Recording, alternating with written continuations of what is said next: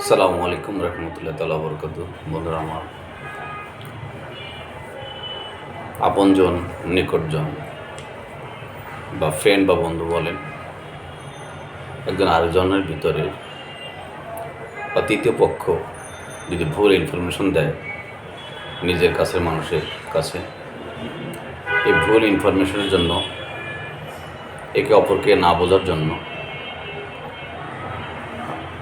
ওই সম্পর্কের ভিতরে জটল দেখা যায়। একটা সময় আস্তে আস্তে দুজনের প্রতি সন্দেহের সৃষ্টি করে। তো আমরা যারা বন্ধু রয়েছি, সহযোগিতার হাত রয়েছে একে অপরের, আমরা যেন মানুষের এই ভুল ইনফরমেশনগুলো আমাদের জীবনে প্রতিফলন না ঘটায়।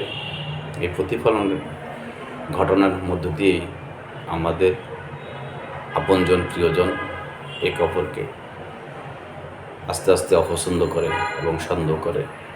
আর সন্দেহের দরুন সম্পর্কটি একটা সময়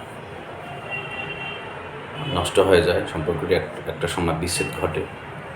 কিন্তু তাদের এই স্মৃতি, ভালোবাসা, মহব্বত, পিছনের সেই দীর্ঘদিনের সম্পর্ক কথা মন থেকে, হৃদয় থেকে ছুটে যায় না।